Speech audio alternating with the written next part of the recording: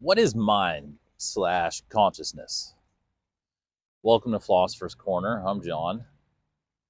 What is mind/consciousness? People sort of use the terms interchangeably. The standard definition of it says that they're synonymous, and it's one of, again, the fundamental topics of inquiry in philosophy. So, mind, consciousness. Let's just start with like the normal breakdown of it. Standard definition is basically that mind, consciousness. I'll probably use consciousness. I think is more appropriate for the way we're approaching it. Is that it's the compilation of like all of the mental aspects that are at play in our lives, like all the perceptions, all of the processings, all of the things that, in kind of in a general sense, we would even think of as sort of our core perspective on things. And it takes into account all the information and all that. And during the history of philosophy, I mean, it's something that you necessarily have to discuss, because we're talking about sort of the point of perception in this reality for every human, for starters. Like, we'll just start with humans. So for every human, the mind, consciousness, we'll just call it consciousness moving forward. So for every human, the consciousness is really the essence of the person that we're interacting with or considering when we talk about things philosophically, because the consciousness is the essence of the person. It's the focal point of all of the intakes of the vibrations, the energies, the frequencies, the information, energies and frequencies being everything. So the consciousness is the focal point, where if we look at the body itself, it's a holistic system. It's a system. And so if we look at the systemic nature of the body and the point at which all of the informations and awarenesses, anything you can imagine, come to a focal point, for us, whatever's inside of us, to interact with that collection of information from the reality itself and all the dimensions, in our ability to interact with that information in a palatable manner, or more to say, a manner which is interactable or accessible to us on the internal. And then it's also the point at which we decide that we can interact with the external world. That's consciousness. That's the point of consciousness that I'll be referring to when I discuss philosophically consciousness, or the conscious, right? And right now it's in terms of humans. So that point in which all the information comes in and we can interact with it, and then we can communicate out through it or express our perspectives, whatever they happen to be. That's consciousness. That's conscious on the base layer of just sort of a structural working view of it. Now, as far as the different gradations of consciousness, that's where, philosophers and theologians, scientists, like, we get into the weeds on it, right? So for starters, let's just like philosophically acknowledge that having consciousness is pretty amazing. And when looking at the human body, it may be even said that that's the whole point of the human body, is to act as a sort of mechanism or antenna for, in order just to serve the consciousness, really, to serve the person's consciousness, their conscience. or yeah, to serve their consciousness. Because it doesn't matter if a person, it doesn't matter the state of their body, young, old, healthy, not healthy, fully able, not fully able, doesn't matter.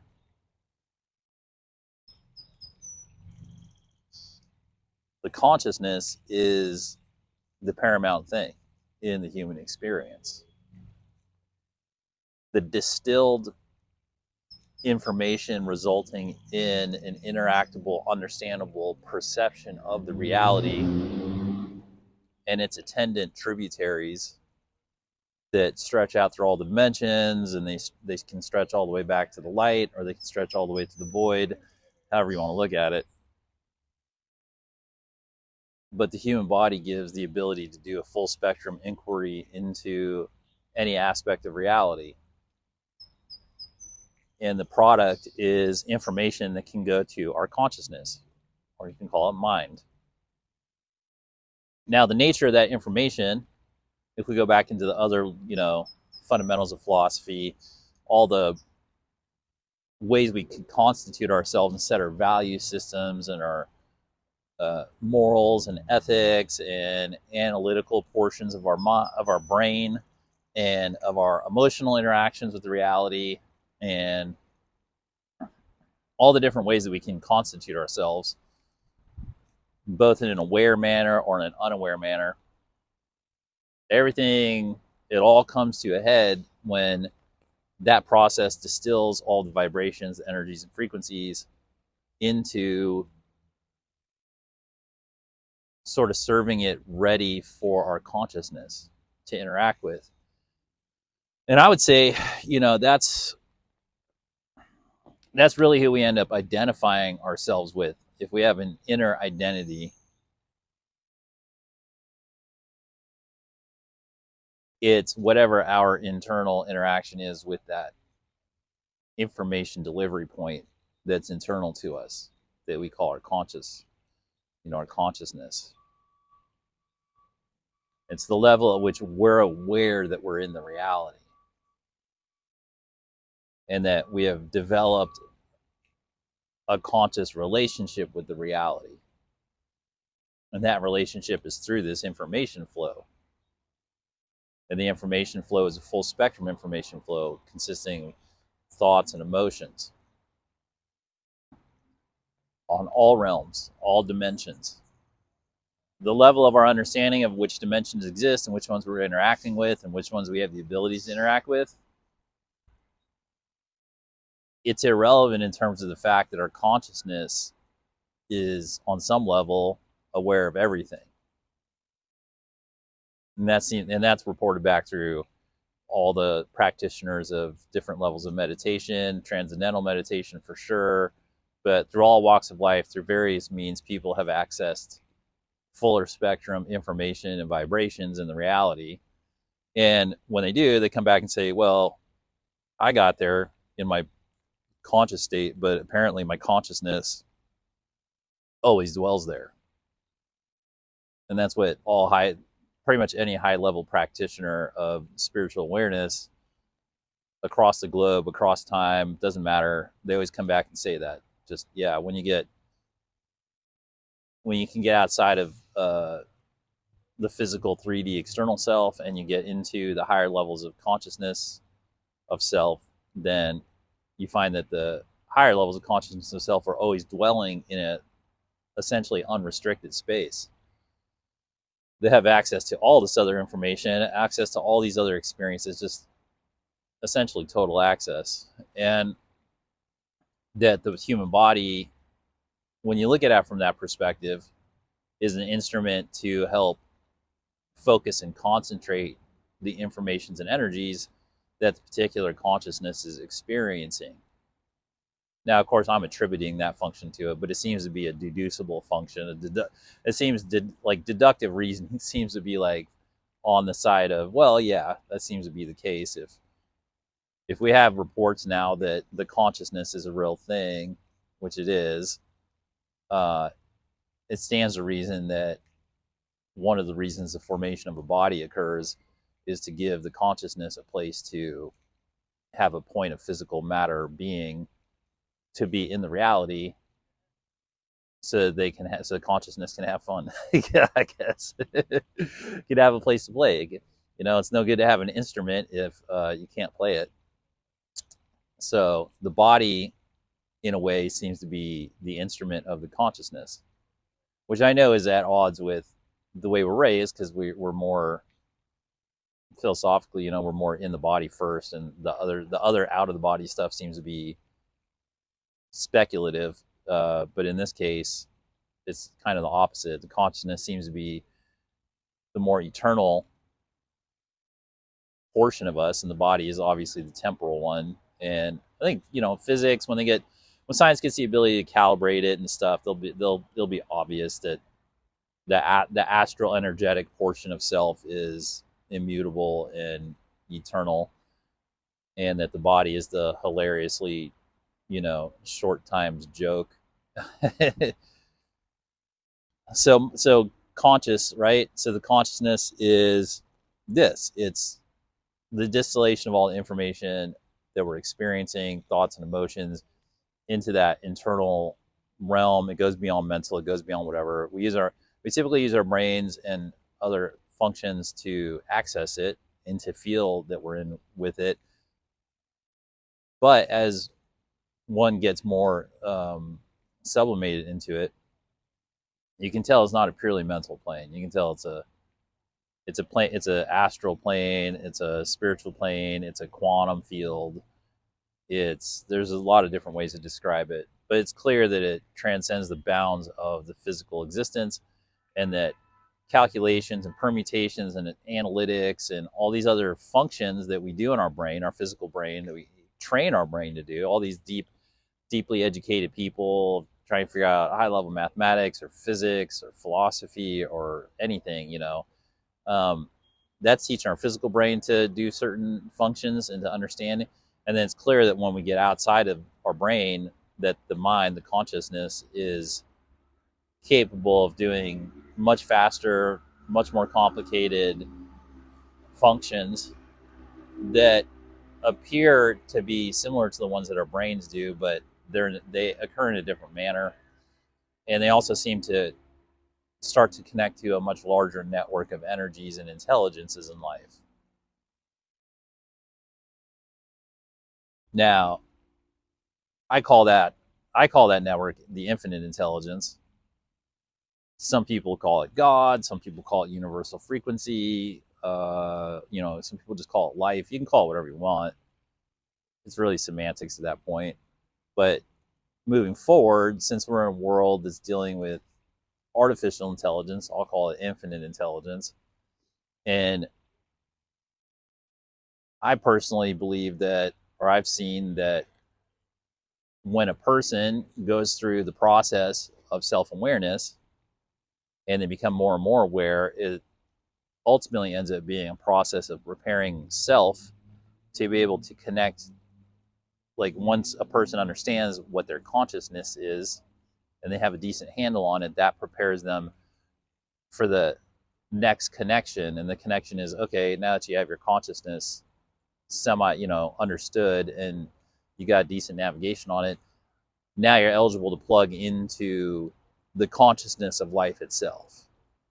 Like, life itself is an intricate, infinite, eternal web of energy and vibration, filled with, you know, just eternal and infinite information. So it's infinite intelligence.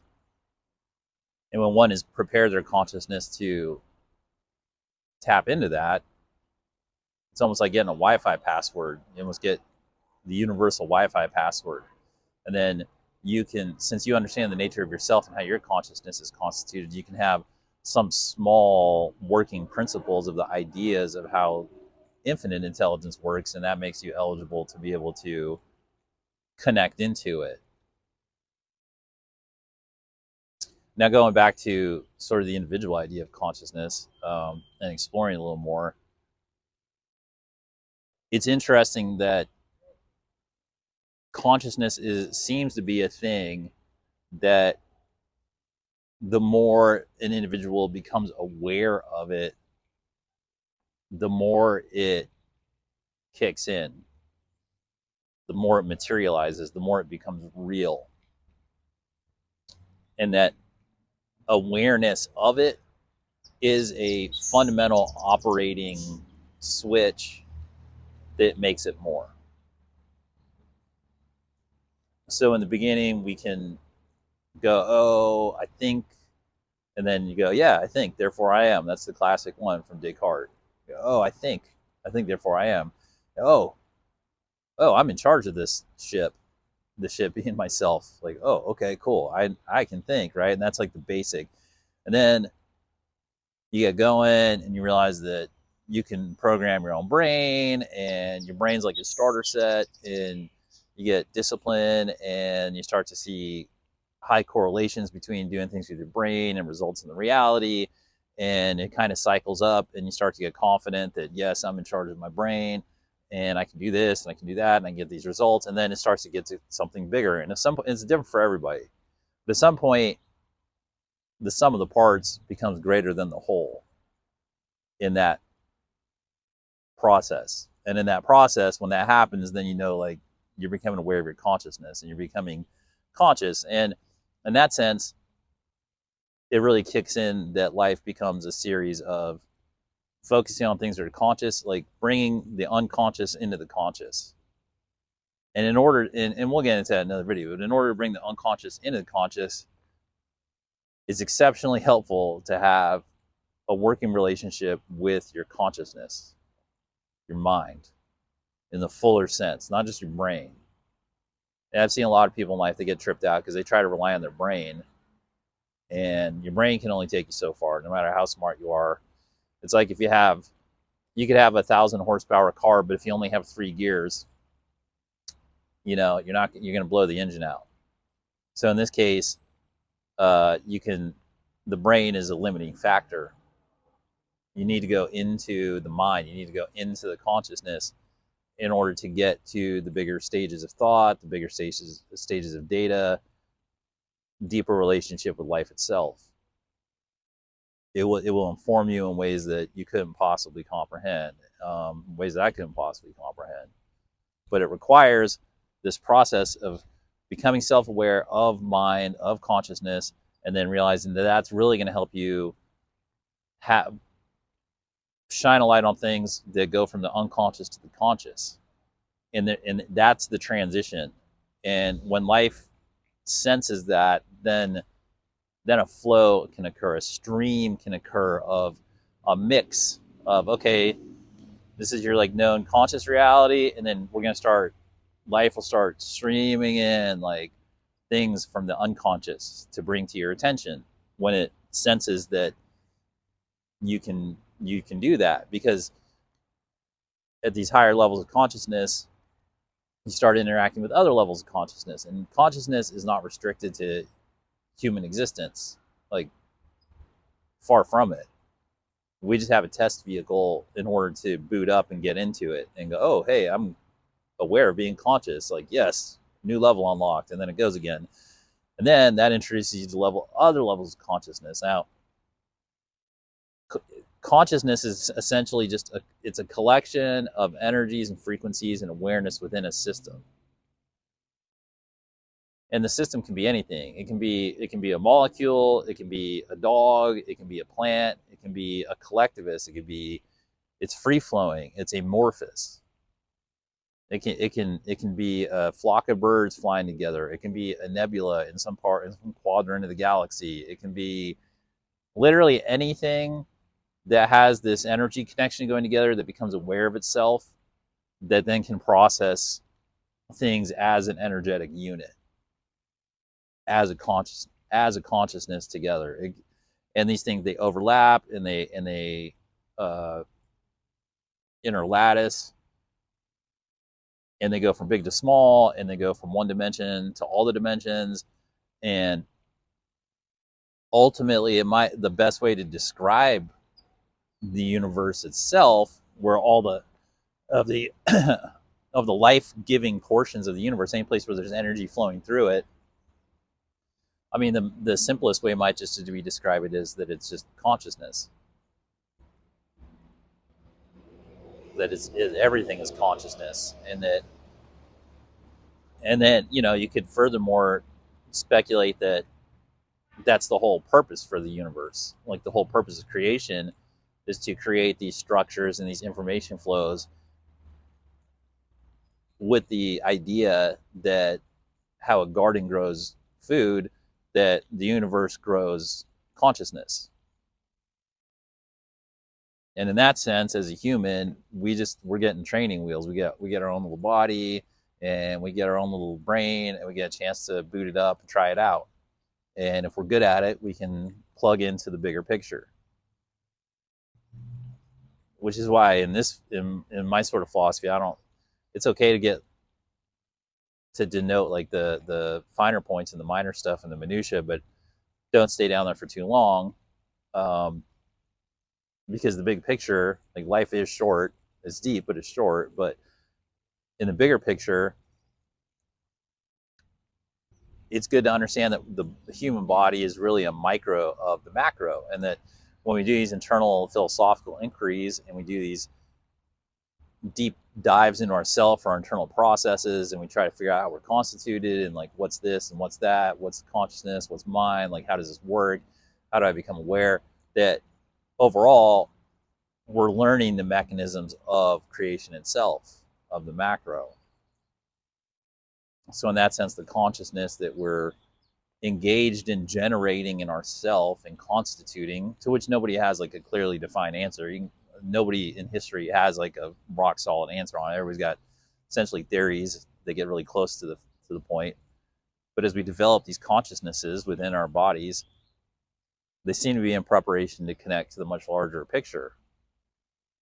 And if we take that sort of evolutionary trajectory and we put it in comparison to other evolutionary trajectories of things that we see on Earth, of let's say lesser degrees of heightened stakes like survival or this or that, it seems as though life has a trajectory of growth that is triggered through self-awareness, because it seems as though all the evolutionary steps are triggered by self-awareness of what the experience is. And it doesn't have to always be high-level philosophical stuff. It can be, beavers become aware that I know that when I see a stream, I like to dam it up. Okay, cool. Well, now you're a beaver, right? Or like whatever it is. Like, oh, I'm a lion. I like to like roam around and dispense like justice and eat and keep my pride cool. Like, okay, cool. Well, now you're a lion. Like when so maybe as a human being, I go, oh, I like to develop my consciousness and connect to the universe. Like, oh, okay, cool. Now you're a human being. And that seems consistent throughout all the different dimensions. That seems consistent throughout all the different forms of life. Whether you think, a molecule like the consciousness molecule, has a conscience, or you think that like only human beings or whatever, but the full spectrum has it.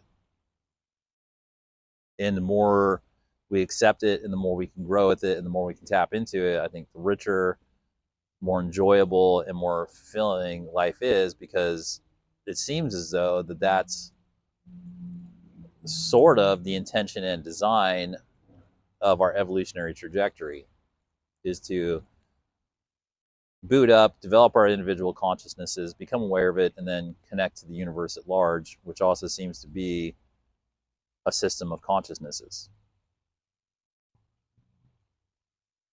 Well, I hope you found this helpful.